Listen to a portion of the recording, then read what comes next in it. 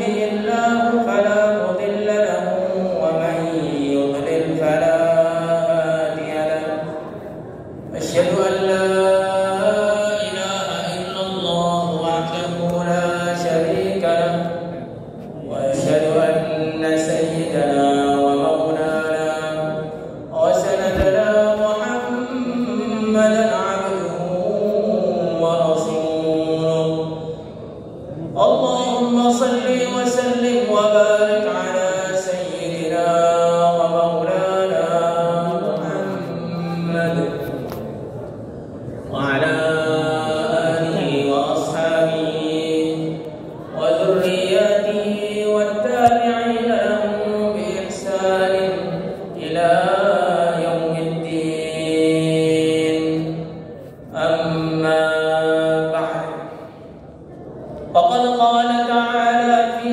كتابه الكريم إن الذين قالوا ربنا الله ثم استقاموا تتنزل عليهم الملائكة ألا تخافوا ولا تحزنوا وأبشروا بالجنة التي كنتم توعدون نحن أولياؤكم في الحياة الدنيا وفي الآخرة ولكم فيها ما تشتهي أنفسكم ولكم فيها ما تدعون نزلا من غفور رحيم ومن أحسن قولا ممن دعا إلى الله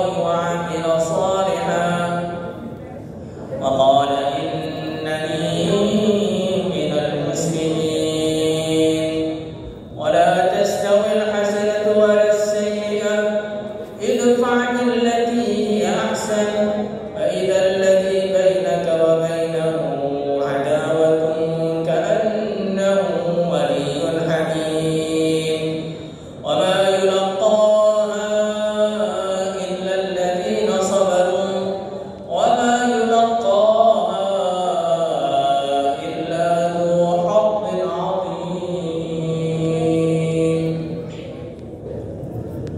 Hadirin yang dimuliakan oleh Allah Subhanahu wa taala,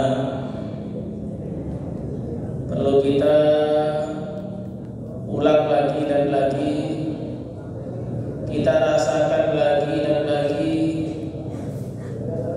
bahwa perkara yang paling mahal yang ada pada diri manusia, perkara paling berharga, perkara paling mulia yang kita miliki adalah iman.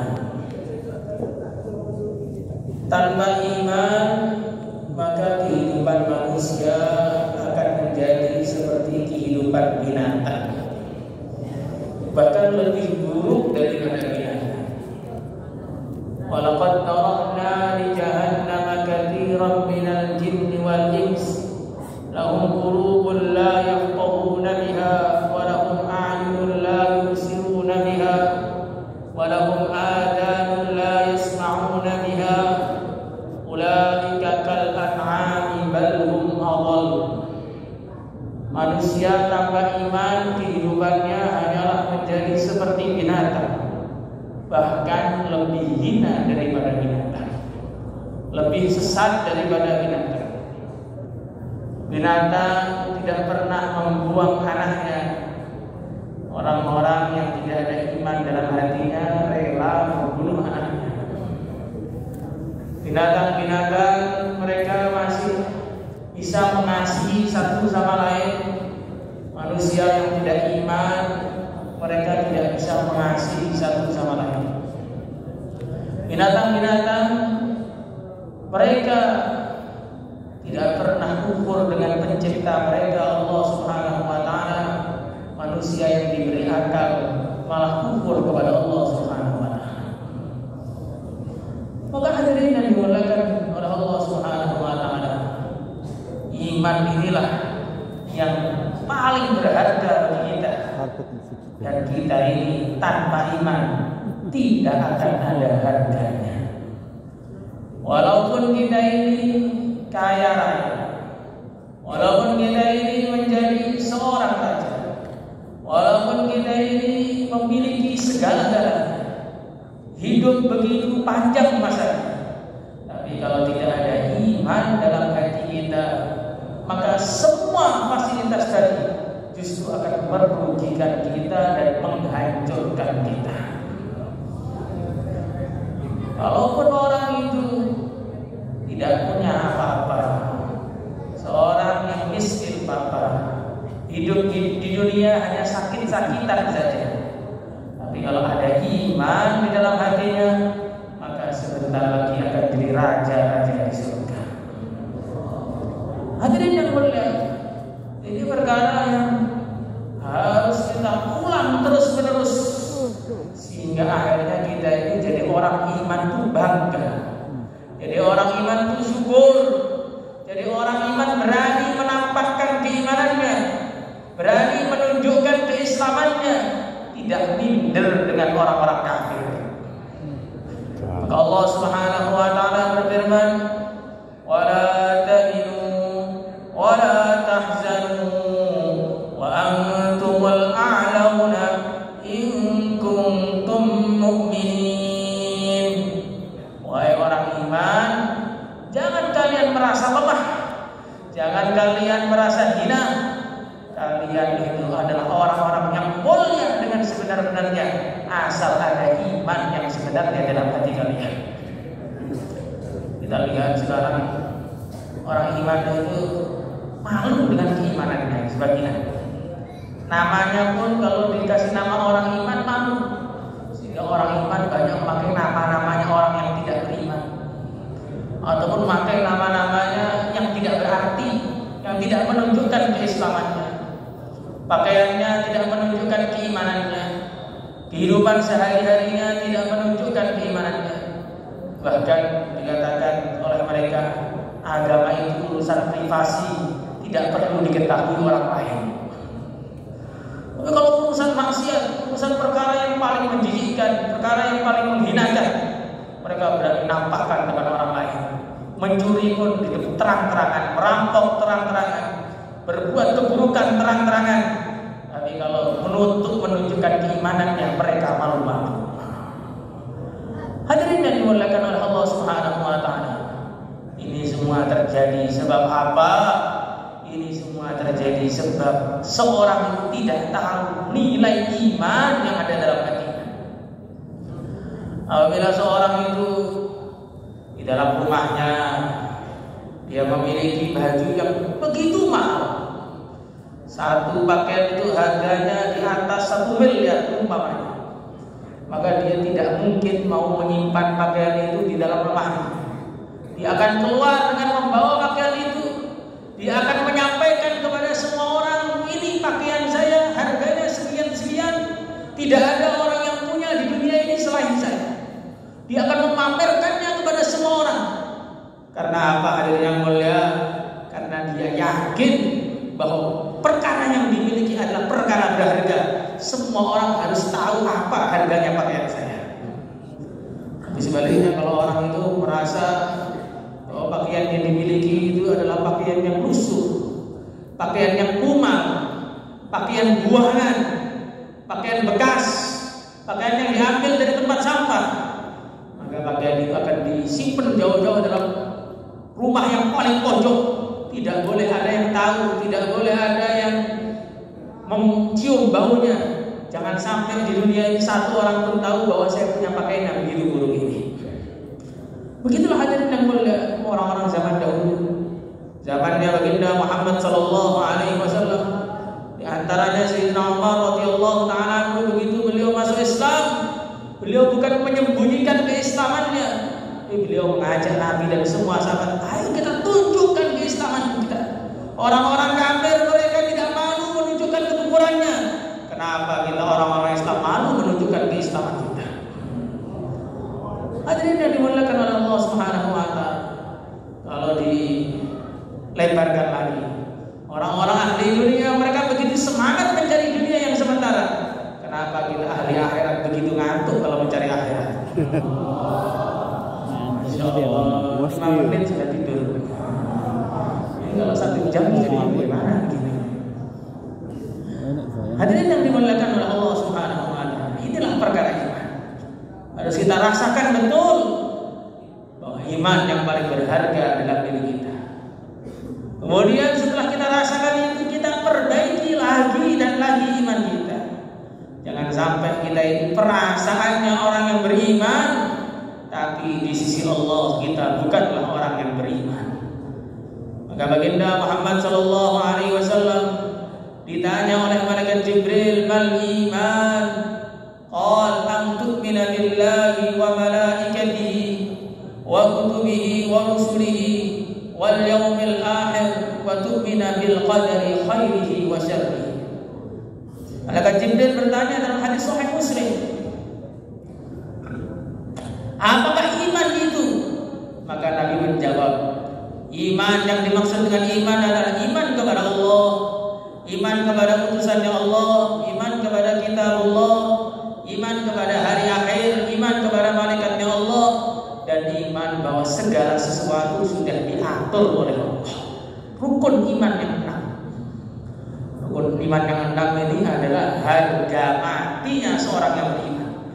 Karena kalau salah satu dari rukun iman ini kita keliru, hadirin yang mulia, atau kurang atau tidak percaya, maka kita tidak akan dianggap sebagai orang yang beriman lagi. Rukun iman yang 6 harus betul-betul utuh 6. Kalau dikurangi 1, 6 dikurangi 1 bukan berarti 5. Tapi kalau dalam rukun iman 6 dikurangi 1 sama dengan kosong, tidak ada nilainya. Hadirin yang dimuliakan oleh Allah Subhanahu wa Ta'ala, kita iman kepada Allah, rasakan semua yang mengatur Allah, yang menciptakan Allah, yang menggerakkan Allah, yang menentukan adalah Allah, yang menghidupkan Allah, yang mematikan Allah, yang menjadikan senang adalah Allah, yang menjadikan susah juga Allah, yang menjadikan orang tertawa adalah Allah, yang menjadikan orang menangis juga Allah. Berapa banyak kejadian-kejadian yang menggembirakan tapi tidak membuat orang tertawa. Berapa banyak juga kejadian-kejadian yang menyedihkan justru menjadikan orang tertawa. Maka tertawa dan menangis bukan dalam genggaman manusia. Wahuwallazi adhaka wa abka. Allah lah yang membuat manusia menangis, Allah pula yang membuat manusia tertawa. Mata manusia di dalam kepala manusia, tapi bukan dalam kekuasaan manusia. Kalau Allah kehendaki dia pengen tidur tapi tidak bisa tidur. Kalau Allah kehendaki dia pengen melek tapi malah tertidur. Telinga manusia ada di kepala manusia, tapi bukan dalam kekuasaan manusia. Kalau Allah kehendaki dia bisa mendengar dan paham. Kalau Allah menghendaki dia mendengar dan tidak paham. Kalau Allah menghendaki ada speaker pun dia tidak mendengar sama sekali. Hadirin yang dimuliakan oleh Allah Subhanahu wa Ta'ala, yang membuat takut Allah, yang membuat tidak takut juga Allah. Suatu ketika ada seorang panglima perang yang begitu hebat.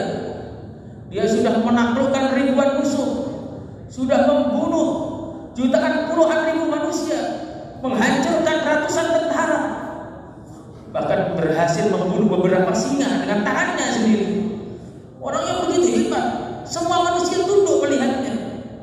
Tengah-tengah dia berjalan bersama para pengawalnya. Tiba-tiba salah satu pengawalnya itu mengeluarkan tikus dari kantongnya. Panglima yang begitu hebat itu lari terbirit-birit ketika melihat tikus. Orang yang jutaan manusia melihat dia lari, ternyata orang yang membuat lari itu lari dari seekor tikus saja. Maka semua orang yang hadir di situ mereka mengatakan, asyhadu annallaha ala kulli syai'in qadir. Kami semua bersaksi yang kuasa itu hanya Allah saja. Lihatlah, ini seorang jenderal yang telah membasmi ribuan manusia tanpa takut sedikit pun. Pedang-pedang ribuan ke hadapan mukanya, dia tidak gentar, tidak mengedipkan mata. Ternyata satu tikus sudah cukup untuk bikin dia lari terbirit-birit. Maka bukan manusia itu berani, tapi dibikin berani oleh Allah. Bukan manusia takut, tapi dibikin takut oleh Allah. Maka takutlah jangan kepada manusia, takutlah kepada yang menciptakan manusia. Insyaallah semuanya hadirin. Hadirin yang dimuliakan oleh Allah Subhanahu wa taala. Seorang manusia bisa membunuh nyamuk, tapi sebaliknya kalau dikehendaki oleh Allah, nyamuk satu pun bisa membunuh manusia. Maka semua itu adalah dalam kekuasaan Allah. Tidak ada satupun makhluk yang berkuasa atas apapun. Makhluk la yadurru wa la yanfa, tidak bisa memberikan bahaya, tidak bisa memberikan madarat tanpa Allah. La ilaha illallah. Lihatlah ular yang begitu hebat, yang begitu kuat racunnya. Dia menggigit apa saja, maka yang digigit akan mati karena terkena racunnya.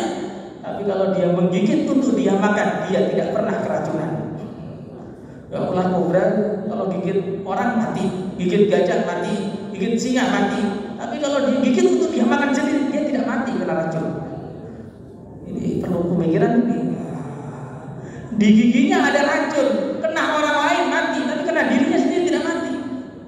Maka ada orang mengatakan karena dia punya anti racun ular kobra. Tapi kalau ular kobra satu menggigit ular kobra lainnya, dia pun mati juga. Berarti bukan racun yang mematikan. Siapa yang mematikan hadirin? Allah. Ini kalau setengah sadar nggak paham. Hadirin yang dimuliakan oleh Allah Subhanahu wa taala. Antum minallah. Kita iman kepada Allah, kita yakin kepada Allah, kita tunduk kepada Allah. Rasakan semuanya dari Allah. Kullun min indillah. Kalau orang punya keyakinan 99% dari Allah, 0,1% dari makhluk, maka imannya belum diterima oleh Allah Subhanahu wa taala. 100% dari Allah.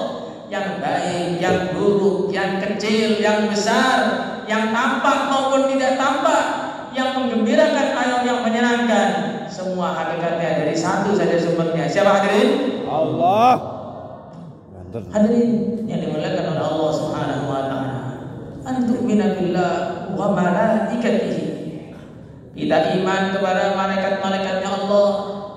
Malaikat-malaikatnya Allah adalah makhluk-makhluk yang istimewa, yang Allah ciptakan dari cahaya, yang tidak perlu makan dan minum dalam kehidupannya, tidak pernah maksiat kepada Allah walaupun sekelip mata. La ya'sunallaha ma amarahum wa yaf'aluna ma yu'marun. Mereka tidak pernah bermaksiat dalam apa saja yang diperintahkan kepada mereka. Dan malaikat itu begitu banyak jumlahnya. Wa ma ya'lamu junuda rabbika illa hu. Tidak ada yang tahu jumlahnya malaikat Allah kecuali hanya Allah sendiri. Begitu banyak jumlahnya. Di sekitar kita ini banyak malaikat. Bahkan yang menggerakkan matahari itu kalau segi ghaib itu adalah para malaikat. Yang menggerakkan awan itu juga para malaikat. Yang menurunkan hujan itu sebabnya para malaikat. Malaikat-malaikat yang tidak pernah bermaksiat kepada Allah ini, Allah gerakkan untuk berkhidmat kepada kita. Lalu kita yang dikhidmati malah maksiat terus bagaimana? Malaikat-malaikat itu gerakkan untuk memuliakan kita, berkhidmat kepada kita. Mereka hamba yang tidak pernah berdosa. Kayak dikhidmati itu malah berdosa terus. Otak kantuk ngerasani orang, suruh keluar susah, kalau keluar daftarin pun nggak sampai selesai. Jadi ini kita betul-betul malu harusnya kepada para malaikat. Maka hadirin yang dimuliakan oleh Allah Subhanahu wa taala, inilah para malaikat. Kita harus beriman kepada mereka. Walaupun kita tidak pernah melihat mereka. Dan kita rasakan terus setiap berbuat apa saja, berbicara apa saja, rasakan pembicaraan saya ini akan ditulis oleh para malaikat dan akan saya lihat nanti ketika di akhirat.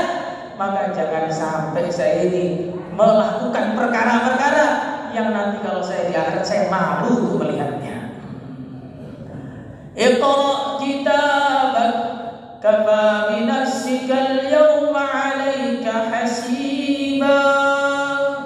Sampai di akhirat sana para malaikat catatan yang dulu pernah dicatat ketika di dunia ini, maka jangan sampai catatan itu isinya penuh dengan kelalaian, isinya penuh dengan kemaksiatan, isinya penuh dengan perkara-perkara yang memalukan bagi kita.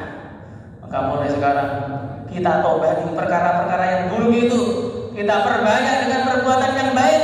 Innal hasanat yudhinnas sayyi'at. Perkara-perkara yang baik akan menghapus catatan-catatan amal yang buruk. Insyaallah semuanya tadi.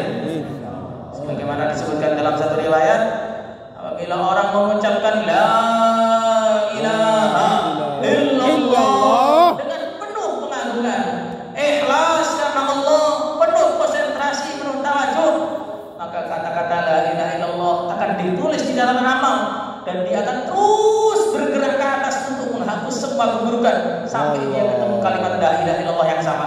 Masya Allah. Maka kalau kita itu hari-hari mengucapkan la ilaha illallah, la ilaha illallah terus, maka akhirnya keburukan-keburukan kita itu akan bersih dengan sendirinya. Tapi tentu la ilaha illallah harus sungguh-sungguh. Sebagaimana dikatakan dalam satu hadis, man qala la ilaha illallah mukhlishan dakhala al-jannah. Siapa yang mengucapkan la ilaha illallah dengan sungguh-sungguh, maka dia akan masuk surga. Qila wa ma ikhlasuha. Maka para sahabat bertanya, apa tanda-tanda keikhlasannya? Qala an tuhjizahu an maharimillah. Tanda-tanda la ilaha illallah itu ikhlas adalah dia ini la ilaha illallahnya sudah mampu untuk menahan sang pembicara, untuk menahan dia dari semua perkara-perkara yang diharamkan oleh Allah. Maka tanda wiritan kita ini sudah ikhlas, sholat kita sudah ikhlas, iman kita sudah mulai betul, kita ini harus tobat dari semua maksiat yang kita kerjakan. Insyaallah semuanya tadi. Dosa ini dosa apa kok suruh tobat? Nah, ngerasa dosa apa inilah dosa terbesar. Maka dalam satu hadis dikatakan, orang iman melihat kesalahannya seperti gunung yang akan menimpa kepala dia, sedangkan orang munafik melihat kesalahannya hanya seperti butiran debu yang terbang di depan wajahnya. Makanya kalau dari sini bisa kita lihat sendiri, kita ini imannya iman apa? Apakah sudah iman yang betul atau iman yang belum betul, bisa kita lihat sendiri.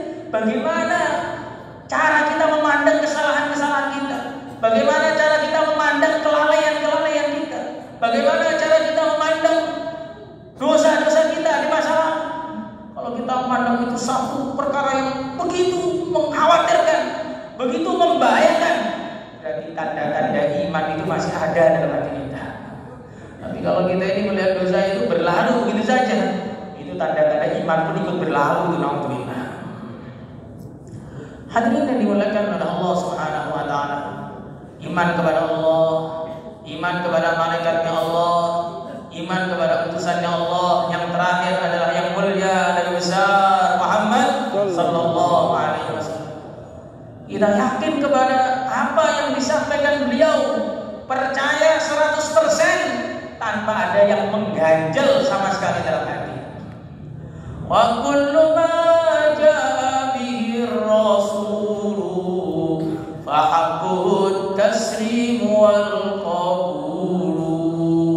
Semua yang datang dari Nabi, masuk akal atau enggak masuk akal, cocok atau enggak cocok, semua harus cocok, harus kita terima 100%. Insyaallah semuanya dari ini. Kita contoh Sayyidina Abu Bakar radhiyallahu taala ketika beliau didatangi oleh teman-temannya dari kalangan orang kafir. Mereka datang kepada beliau setelah Nabi Isra Mi'raj sambil mengatakan, "Hei Abu Bakar, lihatlah saudaraku itu, lihatlah teman kamu itu, dia sudah tambah gila, dia sudah tambah sinting, tambah gak jelas. Apa yang telah dia kerjakan?" Maka orang-orang Quraisy mengatakan, "Teman kamu itu ngomong, dia dari malam ini berangkat ke Masjidil Haram, dari Masjidil Haram ke Masjidil Aqsa, dari Masjidil Aqsa ke Sidratul Muntaha, turun lagi, balik ke Mekah lagi, dalam satu malam saja. Bagaimana tidak gila orang seperti itu?" Maka Sayyidina Abu Bakar bertanya, Rasulullah yang mengatakan begitu. Iya itu. Teman kamu mengatakan begitu. Maka Sayyidina Abu Bakar mengatakan, kalau memang Rasulullah yang mengatakan lebih dari itu pun saya akan percaya. Itulah namanya orang iman. Qad faza siddiqun bi tasdiqin lahu. Karena Sayyidina Abu Bakar mengimani baginda Nabi dengan cara yang seperti itu, akhirnya beliau dijuluki As-Siddiq, yang sangat senang untuk membenarkan baginda Nabi, yang begitu percaya dengan apa yang datang dari baginda Muhammad sallallahu alaihi wasallam. Jangan kita tertipu dengan kata-kata orang zaman sekarang. Ini mana surga neraka enggak kelihatan, ini enggak masuk akal. Ini aturan Islam nih enggak masuk akal. Sunnah Nabi enggak masuk akal. Orang suruh gigit siwak enggak masuk akal. Ada sikat gigi kok pakai kayu enggak masuk akal. Kepala enggak ada apa-apanya dibet-bet sama sorban enggak masuk akal. Ini orang yang bilang gak masuk akal karena memang gak punya akal. Karena gak punya akal jadi gak masuk. Maka seperti dulu ada salah seorang datang kepada seorang kiai besar. Dia mengatakan, saya ini gak percaya. Isra Mi'raj itu gak percaya, itu gak masuk akal itu. Gak masuk akal karena masa manusia bisa terbang ke langit itu gak masuk akal. Maka kiainya menjawab, iya karena akal kamu itu kecil jadi gak masuk. Kalau akalnya orang-orang Islam yang besar dia masuk. Nabi Sallallahu Alaihi Wasallam Isra Mi'raj bukan karena diri beliau sendiri, tapi beliau diisrakan oleh Allah, dimi'rajkan oleh Allah. Allah yang menciptakan langit dan segala isinya saja kuasa untuk menciptakan. Kalau cuma menjalankan orang ke langit saja, apakah tidak sulit bagi Allah? Tidak sulit sama sekali. Maka hadirin yang dimuliakan oleh Allah Subhanahu wa taala, di antara tuntutan kita beriman kepada baginda Rasulullah sallallahu alaihi wasallam adalah kita ini menerima 100% apa saja yang datang dari beliau. Suatu ketika ada seorang datang dengan temannya kepada baginda Nabi sallallahu alaihi wasallam. Kemudian dia ini berdebat minta keputusan tentang suatu permasalahan. Maka Nabi memutuskan dengan satu keputusan dan orang ini tidak terima. Akhirnya orang ini datang kepada Sayyidina Umar radhiyallahu ta'ala anhu mengadu, "Wahai Umar, saya ini punya permasalahan begini, saya minta keputusan." Lah kenapa kamu tidak datang kepada Nabi? Saya sudah datang kepada Nabi tapi saya tidak puas dengan keputusan Nabi. Oh begitu ya. Nanti saya ambil keputusan yang bagus buat kamu. Tunggu sebentar di depan rumah. Maka si Umar masuk ke dalam rumah, mengambil pedangnya untuk memberi keputusan terbaik, yaitu diputus kepalanya. Allah. Maka pada waktu itu orang satu Madinah geger semua. Umar membunuh orang Islam, Umar membunuh orang Islam. Maka Allah Subhanahu wa taala menurunkan ayat untuk membela Sayyidina Umar. Fala wa rabbika la yu'minuna hatta yuhakkimuka fima shajara bainahum thumma la yajidu fi anfusihim harajan mimma qadaita wa yusallimu taslima. Tidak wahai Muhammad, demi Tuhan kau, mereka tidak akan dianggap sebagai orang iman sebelum mereka tunduk total dengan semua apa yang kau bawa. Kalau Nabi ini beliau sudah wafat, maka tunduk total kepada Nabi, tunduk total dengan ajarannya Nabi, tunduk total dengan hadis-hadisnya Nabi, tunduk total kepada orang-orang yang menyampaikan ajarannya Nabi. Pokoknya kalau sudah diyakini itu dari Nabi, pokoknya masuk akal atau masuk akal harus kita terima, berat atau ringan harus diringan-ringankan dan berangkat. Insyaallah semuanya tadi. Karena kita ini tidak dituntut amal dalam waktu ringan saja. Kita ini dituntut untuk amal dalam keadaan ringan dan berat. Infiru hifafa wa thiqala. Para ulama mengatakan, kalau kamu mau mengerjakan suatu amalan rasanya berat sekali, tetaplah berangkat. Rasakan, tanamkan dalam hati. Kalau ngamalkan sesuatu kok berat, ini biasanya ada anugerah yang berbeda dari waktu yang lain. Makanya kalau kita mau tahajud kok berat, nah ini harus tetap tahajud ini, karena kayaknya malam itu akan turun macam-macam anugerah kepada kita. Kalau kita mau keluar kok berat, oh itu berarti banyak taskilan mau datang itu. Kalau kita malam markas mau berat, nah itu berarti nanti banyak nasi yang datang itu. Hadirin yang dimuliakan oleh Allah Subhanahu wa taala, rasakan setiap kita merasa berat sekali untuk mengamalkan sesuatu, kita rasakan, kita tanamkan ini tanda-tanda bahwa Allah Subhanahu wa taala akan memberikan fadilah yang lebih, anugerah yang lebih, pahala yang lebih, ganjaran yang lebih pada amalan tersebut. Kalau kita waktu mengamalkan sesuatu rasanya ringan, kita tetap berangkat juga karena kita bersyukur kepada Allah, hati kita sudah dijadikan ringan untuk mengamalkan agama. Karena sebenarnya kalau mau dibicarakan orang itu kalau mengamalkan agama masih berat, itu dalam bahaya besar rasanya. Karena tingkatan kita mengamalkan agama itu seharusnya sampai tingkatannya orang-orang yang soleh pada waktu dahulu, orang-orang yang wali-wali Allah pada waktu dahulu, mereka itu mengamalkan agama itu betul-betul nikmat. Maka kalau kita mengamalkan agama masih berat, sebenarnya kita ini masih dalam bahaya besar. Karena semua orang itu, sebagaimana kita tahu sendiri, kalau mengangkat satu beban, mengangkat karung umpamanya, kemudian dia merasa itu beban, maka pikirannya hanya satu, kapan karung ini sampai tempatnya sehingga saya bisa terbebas dari semua itu. Nah begitu juga kalau orang itu mengamalkan agama masih beban, maka begitu ada celah untuk tidak mengamalkan agama, dia pun tidak akan mengamalkan agama lagi untuk selama-lamanya. Maka kalau kita ini masih berat, masih banyak lalainya, ini masih bahaya sekali. Jadi kalau pandangannya orang-orang dulu seperti itu, sebagaimana ada seorang ulama, beliau punya anak yang begitu rajin. Anaknya sedang mutalaah di malam hari, telah membaca kitab, meneliti apa yang perlu dipahami. Maka di tengah-tengah anaknya mutalaah, tiba-tiba terdengar suara dari anaknya kepada khadimnya, kepada pembantunya, tolong ambilkan air.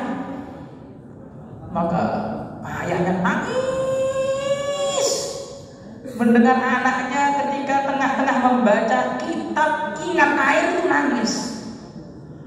Astagfirullah, astagfirullah, astagfirullah. Habis sudah, silsilah keilmuan dari keluarga ini sudah habis. Anak saya lebih ingat air daripada ngaji, lebih cinta air daripada belajar ilmu. Ini bagaimana musibah besar. Coba kalau kita gak kesampaian begitu itu. Sepenting wis nunggu game pun toh Pak kok salah terus. Kita meneliti mereka ini punya pemahaman bahwa kalau orang tengah-tengah ngamalkan agama kok ingat dunia. Jangankan dunia yang haram, dunia yang mubah itu musibah besar. Apalagi tengah-tengah bayar main HP, tiba-tiba telepon, lebih besar lagi musibahnya. Ambil sandaran di pojokan dengan rokok sekalian.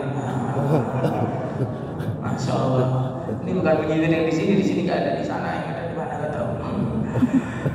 Maka hadirin yang dimuliakan Allah Subhanahu wa taala, ayahnya sedih, ibunya juga sedih. Tapi ibunya masih punya husnuzon. Wahai ayah, wahai suamiku, ini memang musibah besar, ini memang satu bencana besar. Tapi kita masih bisa husnuzon. Coba kita suruh pembantu itu ngantar minyak, airnya suruh diganti minyak saja. Kalau sampai anak kita tidak bisa membedakan antara air dan minyak, maka kita masih selamat kita ini. Tapi kalau anak kita ini tahu mana air mana minyak, sedangkan dia sedang membaca ilmu, maka kita perlu nangis habis-habisan karena berarti ilmu sudah dicabut dari rumah kita. Akhirnya pembantunya pun disuruh untuk ganti minyak. Maka calon ulama muda yaitu Syekh Abdul Hayy Al-Laknawi ini, beliau begitu datang gelas yang beliau kira air itu langsung diminum, padahal tidak terasa sama sekali. Terus masih mutolaah, sehingga kedua orang tuanya pun langsung sujud syukur, alhamdulillah anakku karena nikmatnya mutolaah gak bisa membedakan mana air mana minyak.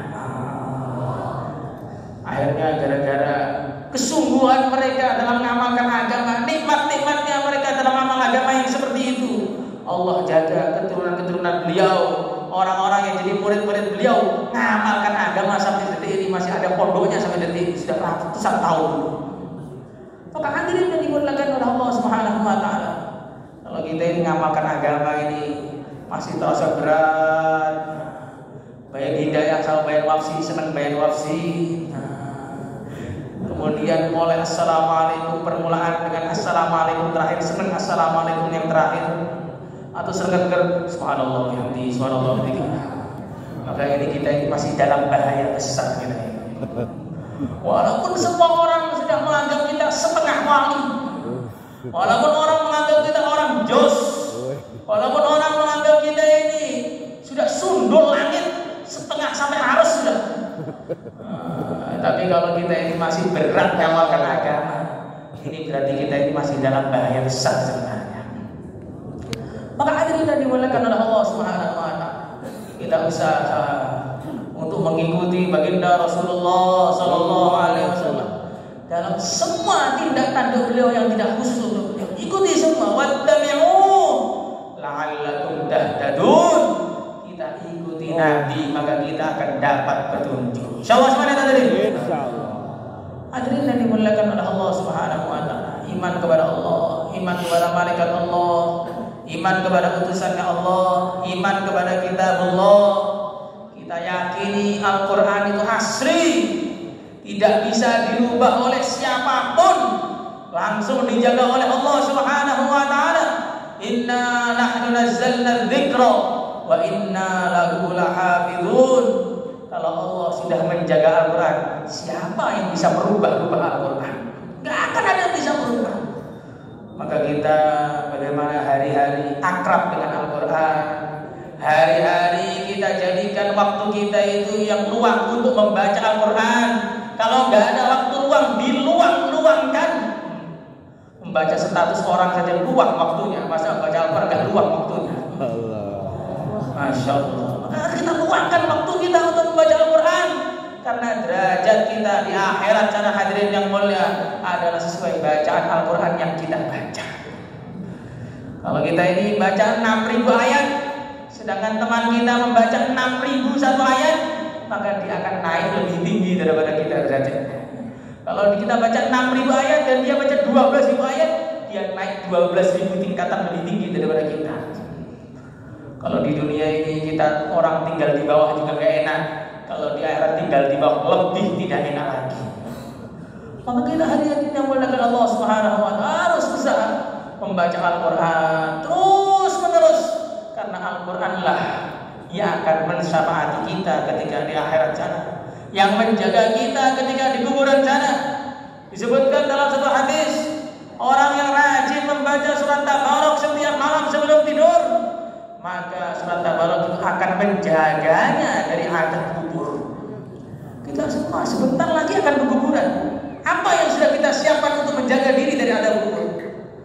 Padahal dalam hadis riwayat Tirmidzi disebutkan, Sayyidina Utsman radhiyallahu taala anhu setiap melewati kuburan, beliau selalu menangis, terus menangis.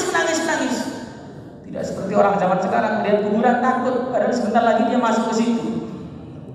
Itu efek dari film-film gak jelas yang bikin hantu-hantu di kuburan itu. Hadirin dan dimuliakan oleh Allah Subhanahu wa taala, maka salah satu temannya bertanya, "Wahai Amirul Mukminin, kenapa engkau ini selalu menangis ketika melihat kuburan? Engkau mendengar cerita surga tidak menangis, mendengar cerita neraka tidak menangis, kau melihat kuburan saja menangis, kenapa?" Maka Sayyidina Utsman beliau menjawab, "Saya telah mendengar baginda Rasulullah sallallahu alaihi wasallam bersabda, kuburan adalah awwalu manzilin min manazilil akhirah, tempat persinggahan pertama dari persinggahan akhirat. Siapa yang di kuburannya enak, setelah itu akan lebih enak lagi. Tapi kalau siapa yang di kuburannya sudah gak enak, setelah itu lebih tidak enak lagi." Sampai Nabi sallallahu alaihi wasallam beliau mengatakan, "Ma ra'aitu manzaran illa wal qabru afdha min," atau kama jaa fil hadis, aku tidak pernah melihat satu pemandangan apapun kecuali pemandangan yang dalam kubur itu lebih mengerikan lagi. Nah, di antara penyelamat dari kubur itu baca Al-Quran. secara khusus baca surat At-Tabarak cuma 30 ayat saja setiap sebelum tidur. Kita luangkan waktu itu. Insyaallah sekalian hadirin. Biar kita selamat. Orang-orang yang sudah pasti selamat saja, yaitu para nabi, para rasul, mereka masih takut. Lagi kita ini belum ada jaminan selamat kok tenang saja, itu bagaimana? Hadirin yang dimuliakan oleh Allah Subhanahu wa taala. Maka inilah kitabullah, iman kepada kitabullah. Kita baca Al-Qur'an, kita usaha mempelajari maknanya. Tentu melalui orang-orang yang ahlinya, karena kalau tidak bisa berbahaya. Man fassara al-Qur'ana bi ra'yihi falyatabawwa maq'adahu minan nar atau kama jaa fil hadis. Siapa yang menafsirkan Quran dengan penilaiannya sendiri, dengan pandangannya sendiri, maka silahkan cari tempat duduknya di neraka. Kita belajar Al-Quran dari ahlinya. Kita lihat kitab-kitab atau kita lihat ulama-ulama yang ahlinya, baru kita dengarkan. Jangan ngarang sendiri, modal terjemahan langsung jadi pentafsir Al-Quran. Ini menunjukkan saking jahilnya seperti ini. Hadirin yang dimuliakan oleh Allah Subhanahu wa taala. Iman kepada kitabullah dilanjutkan iman kepada negeri akhirat. Kita yakini semuanya bahwa sebentar lagi, sangat sebentar lagi kita ini akan berangkat di akhirat. Akan berangkat ke akhirat semuanya tanpa terkecuali. Orang-orang yang dulu pernah mendengarkan ini, sebagian dari mereka sudah berangkat ke akhirat. Maka kita yang mendengar ini pun suatu saat akan berangkat ke akhirat juga. Maka disebutkan dalam satu syair, wa idza hamalta ilal quburi janazatan fa'alam bi annaka min ba'diha mahmulu. Kalau kamu itu mengangkat satu jenazah, mengangkut satu jenazah, mengantar satu jenazah ke kuburan, rasakanlah bahwa sebentar lagi, yakinilah bahwa sebentar lagi kitalah yang akan diantarkan ke kuburan. Kullu bakin sayubka wa kullu na'in fasayun'a wa kullu madhkurin sayumsa laisa ghairullahi yabqa man 'ala Allahu a'lam. Kullu bakin sayubka, siapa yang hari ini menangis karena kematian seorang sayubka, sebentar lagi akan ditangisi karena kematian dia. Wa kullu na'in fasayun'a, semua orang yang hari ini menyampaikan berita kematian seseorang, sebentar lagi berita kematian dialah yang akan disampaikan. Kita sering mendengar di masjid-masjid, assalamualaikum, inna lillahi wa inna ilaihi raji'un, telah berangkat fulan bin fulan ke akhirat. Sebentar lagi yang mengumumkan itu akan diumumkan namanya juga. Kita mendengar siaran di grup-grup orang menyampaikan, assalamualaikum warahmatullahi, telah meninggal bapak fulan, kita doakan, kita sholati. Itu yang ngomong itu sebentar lagi perlu kita doakan, perlu kita sholati. Termasuk kita semua ini. Wa kullu madhkurin sayumsa, semua orang yang dulu dielulukan, dibangga-banggakan, dijadikan pujaan bagi semua orang, sayumsa, sebentar lagi akan dilupakan, seakan-akan gak pernah hidup di dunia ini. Nah, kalau orang itu merasa bangga karena dipuji seorang itu orang yang kurang mikir, karena yang puji ini sebentar lagi lupa dengan pujian dia. Dulu tahun 60-an begitu hebat, namanya Soekarno, begitu hebat. Tapi sekarang kemana dia? Ka'allam ta'ala bil amas, seakan-akan Soekarno tidak pernah hidup di dunia ini. Pak Harto dulu begitu hebat, 32 tahun berkuasa, semua orang mengingatnya. Tapi sekarang ka'allam ta'ala bil amas, seakan-akan tidak pernah hidup di dunia ini. Begitu juga kita semuanya ini. Nanti kalau sudah mati, seakan-akan tidak pernah hidup di dunia ini. Teman kita lupa, saudara kita lupa, bahkan anak-anak kita pun akan lupa pernah punya ayah. Istri kita pun akan lupa pernah punya suami seperti kita. Hadirin yang dimuliakan, maka kalau orang itu mengorbankan akhiratnya demi pujian manusia, sungguh dia adalah orang yang tidak berpikir. Karena manusia yang memuji itu sebentar lagi lupa dengan apa yang mereka katakan. Maka hadirin yang dimuliakan oleh Allah Subhanahu wa taala, yang paling penting kita pikirkan bukanlah harga kita ketika di dunia. Yang paling penting kita pikirkan sebenarnya harga kita di akhirat itu apa. Hadirin yang dimuliakan oleh Allah Subhanahu wa taala. Baginda Muhammad sallallahu alaihi wasallam beliau bersabda kepada salah satu sahabat, "Li'annaka la tadri ya 'abdallah masmuka ghadan."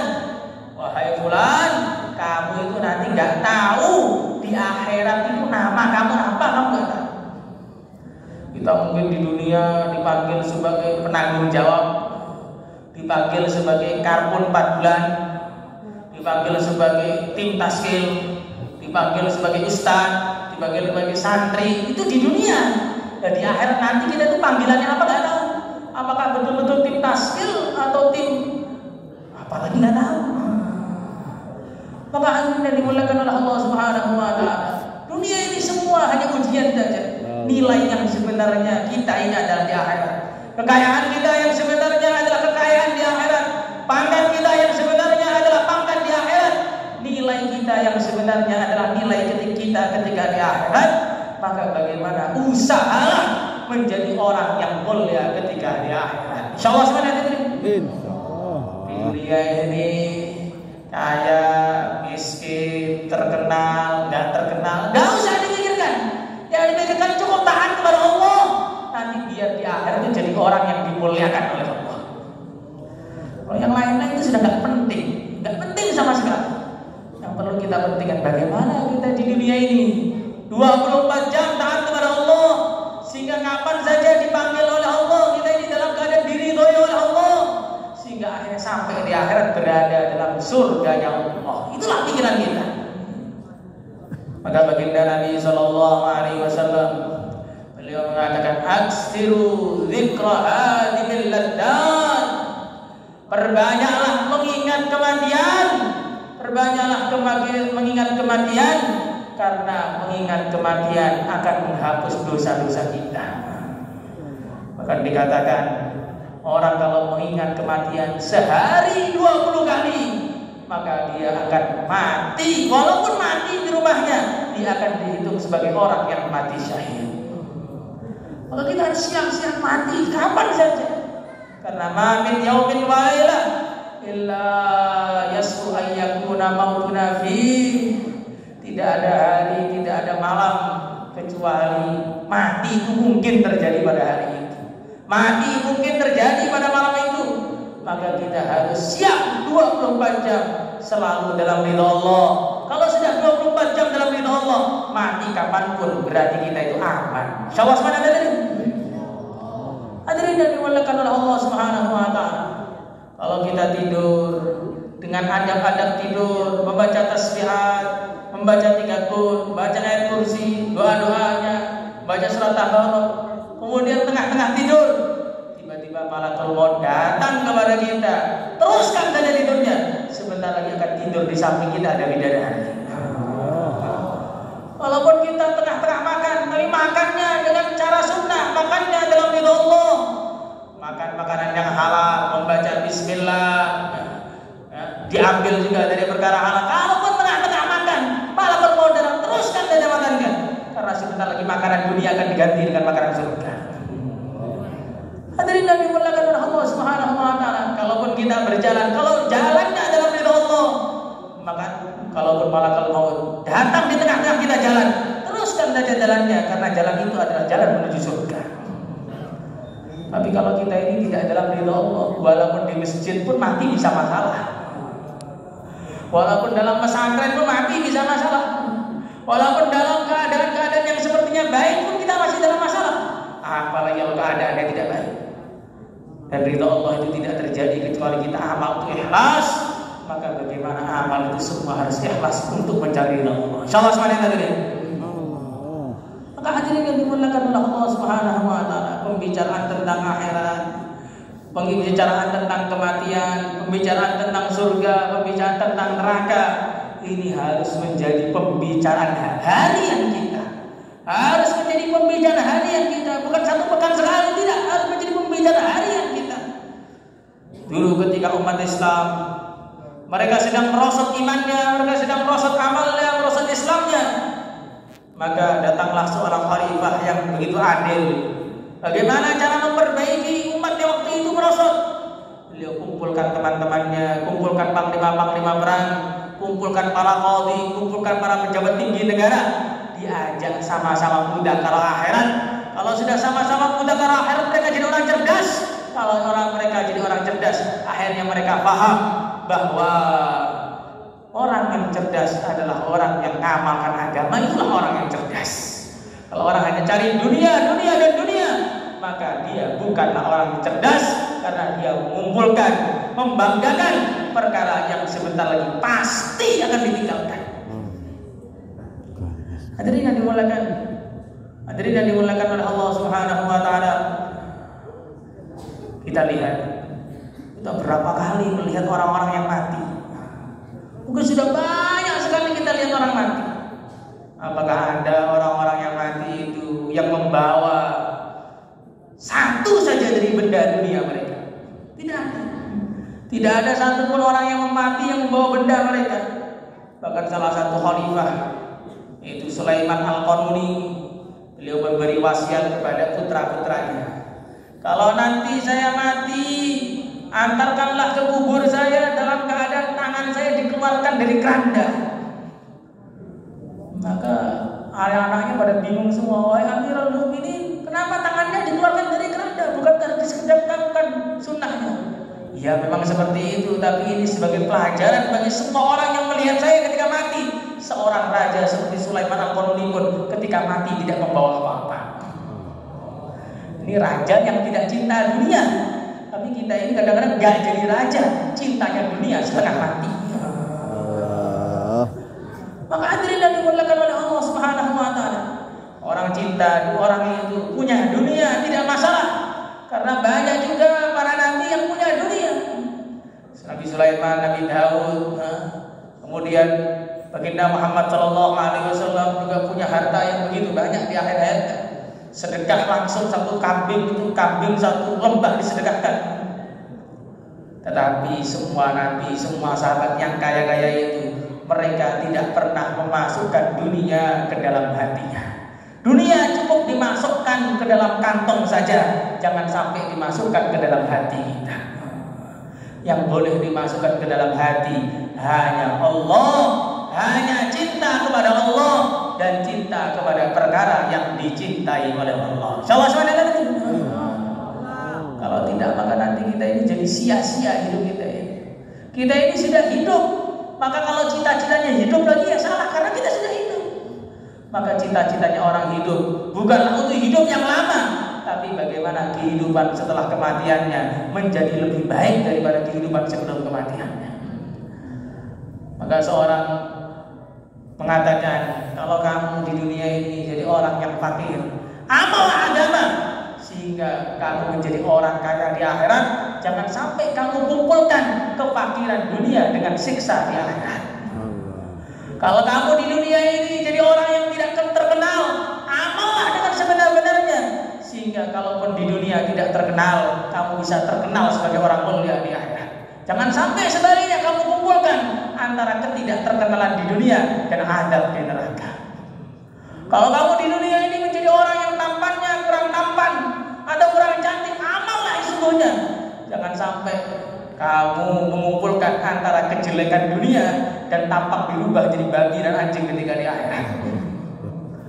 Kalau kita ini di dunia hidup sudah susah, jangan ditambahi lagi susahnya dengan tidak mengamalkan agama. Karena kesusahan yang kemudian kita tambahi dengan tidak mengamalkan agama, kesusahan itu akan menjadi kesusahan yang tidak ada akhirnya. Maka kalau kita ini merasa hidup sudah susah, hidup sudah gak enak, banyak masalah, amallah agama sehingga semua masalah akan terselesaikan ketika di akhirat sana. Insyaallah semua ada hadirin. Insyaallah. Maka ada seorang muridnya Nabi Musa alaihi salatu wasalam, beliau minta kepada Nabi Musa, ya Nabi Allah, doakan saya biar selesai dari semua masalah. Maka Nabi Musa berdoa, ya Allah, bebaskanlah muridku ini dari semua masalah. Begitu selesai didoakan, langsung mati seketika. Maka akhirnya beliau bertanya kepada Allah, ya Allah, karena Nabi Musa ini orang yang begitu mulia, bertanya kepada Allah langsung pun bisa. Ya Allah, kenapa ini kok Wahai Musa, permintaan dia itu nggak bisa dipenuhi di dunia ini. Dunia ini tempatnya masalah, maka saya pindahkan ke tempat yang tidak ada masalah, yaitu surga untuk selama-lamanya. Hadirin yang dimuliakan oleh Allah Subhanahu wa taala. Seorang ulama mengatakan, dunia ini dibikin oleh Allah gak enak. Kita itu masih cinta sekali sama dunia. Kalau dunia ini dibikin enak, nah kita ini malah belas gak ada kepikiran masuk surga. Gara-gara dunia ini gak pada enak, duit gak pada banyak, motor macet-macet, itu akhirnya masih ada inget-inget surganya sedikit-sedikit itu masih inget. Masya Allah, motor macet terus dengan cepat ganti kuda surga yang gak ada macetnya. Nanti kalau istri itu ngamuk-ngamuk di rumah, Masya Allah, pengen cepet cari bidadari, gak ada ngamuk-ngamuknya. Kalau nanti kita ini makan kok kepedesan, makan kok habis itu sakit perut, Masya Allah, pengen cepet cari makanan surga yang gak perlu dibuang, keluarnya bukan kotoran, keluarnya keringat yang lebih wangi daripada kasur. Dunia itu gak enak, memang sengaja dibikin oleh Allah gak enak, biar kita ini gak betah tinggal di dunia, biar kita ini cinta kepada akhirat, biar cepat-cepat persiapan menuju surga. Lah kita ini sudah dibikin gak enak begini, suruh mati masih gak mau. Lah bagaimana mau kita ini mati, sedangkan kita ini amalannya belum cukup untuk mati. Maka hadirin yang dimuliakan oleh Allah Subhanahu wa taala, tanda-tanda orang itu imannya lurus, dia itu siap mati kapan saja. Itulah tanda imannya lurus. Kalau imannya belum lurus, belum siap mati. Tanda adanya orang itu belum siap mati, mesti karena masih ada kesalahan-kesalahan dalam kehidupannya.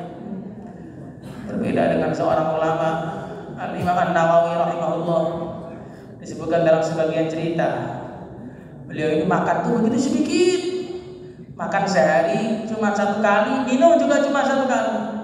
Makan ketika buka 1 potong roti, minum ketika sahur 1 teguk air, sudah seharian begitu saja. Maka ditanya sama muridnya, Syekh, engkau ini kok makan begitu sedikit sekali, boyo makan yang banyak ya? Biar terus beliau tanya, kalau makan banyak terus kenapa? Biar sehat. Enggak, saya nggak mau terlalu sehat. Lah kenapa Syekh? Karena saya kalau terlalu sehat nanti lama matinya, saya nggak pengen lama-lama di dunia. Ini bukan kemudian kita disuruh nggak sehat, kita ini sehat aja nggak ngamalkan agama, apalagi sakit. Maksudnya bagaimana ulama-ulama terdahulu, orang-orang salafus saleh itu begitu nggak betah tinggal di dunia ini, karena mereka itu gambar surga itu sudah di depan mata mereka. Ada dunia yang enak pun jadi nggak enak, karena memang semua yang enak ini di dunia ini kalau dibandingkan dengan surga langsung nggak enak semua. Makanan sate, gulai, krengsengan, apa segala macam kelihatannya enak. Jadi kalau langsung kita ingatkan makanan surga, sekali makan 140.000 piring. Piringnya dari emas, dari perak, selesai dimakan, burung-burungnya berterbangan kembali hidup. Ya langsung gak ada rasanya makanan di dunia. Kendaraan di dunia begitu mewah, Rolls Royce namanya. Tapi dibandingkan burung di surga, ya langsung jelek seketika. Rumah tingkat 4, tingkat 10, tingkat 100 begitu mewah. Tapi kalau dibandingkan istana yang pintunya 60.000, setiap pintu ada istananya lagi, dan itu didapatkan hanya sujud sekali pada bulan Ramadan. Ya langsung jelek itu rumahnya itu, kayak gubuk. Maka hadirin yang dimuliakan oleh Allah Subhanahu wa taala, kenapa orang-orang dulu tuh begitu tidak suka dengan dunia? Ditawari dunia itu begitu tidak mau. Ya karena mereka itu pikirannya akhirat. Dunia itu jelek semua aja. Lagi kita ini pikirannya dunia, akhiratnya malah jadi yang jelek. Maka ada seorang ulama, Salim bin Abdullah bin Umar. Beliau ini sedang di dalam Ka'bah. Tiba-tiba datanglah seorang khalifah namanya Hisham bin Abdul Malik, penguasa Islam pada waktu itu. Beliau berkata kepada ulama tadi, Syekh, alakah hajah? Kamu punya keperluan atau tidak?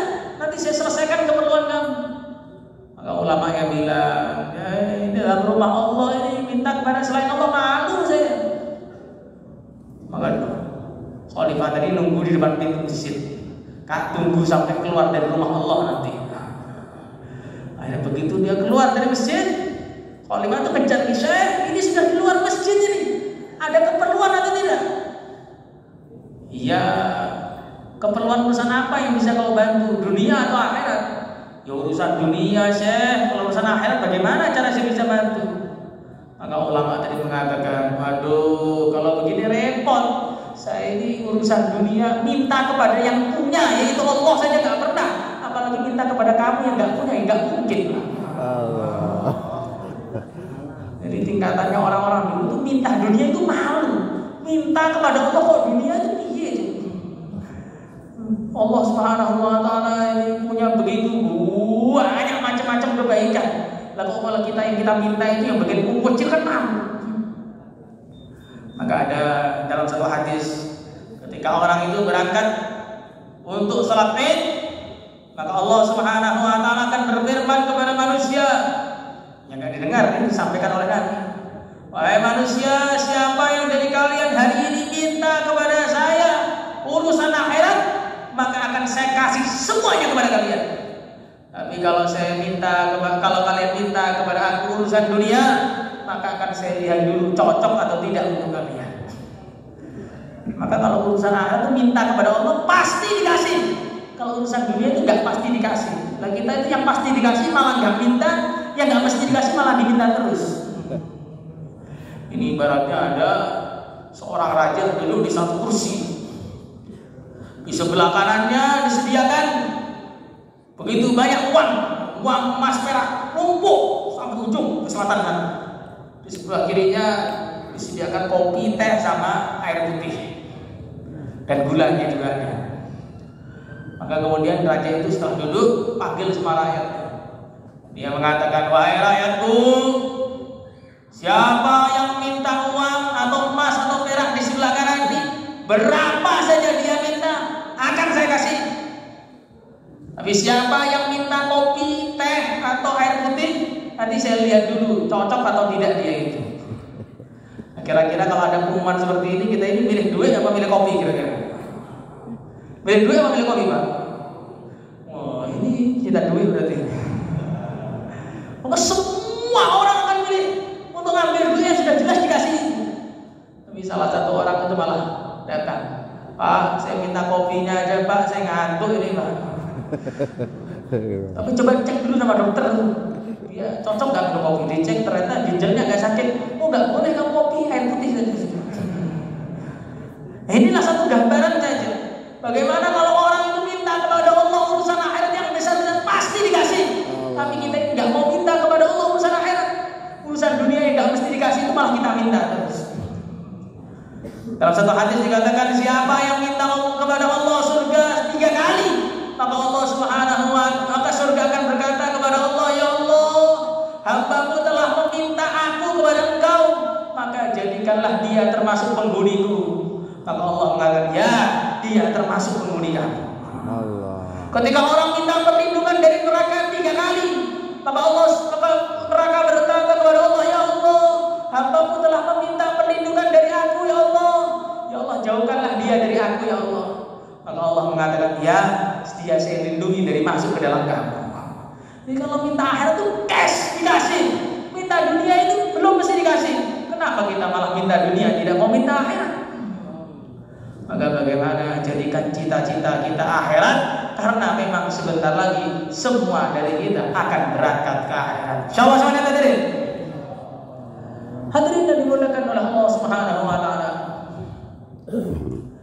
Kemudian iman kepada takdir Allah Subhanahu wa taala. Rasakanlah semua yang terjadi, yang sudah terjadi, yang sedang terjadi, yang akan terjadi, semua sudah diatur oleh Allah, ditentukan oleh Allah, tidak akan berubah sama sekali.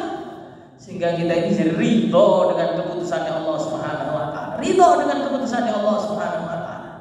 Nah, kalau 6 ini utuh, kemudian kita ulang lagi, kita usaha praktekkan iman kita dalam kehidupan kita, maka insya Allah kita menjadi orang iman yang sebenar-benarnya.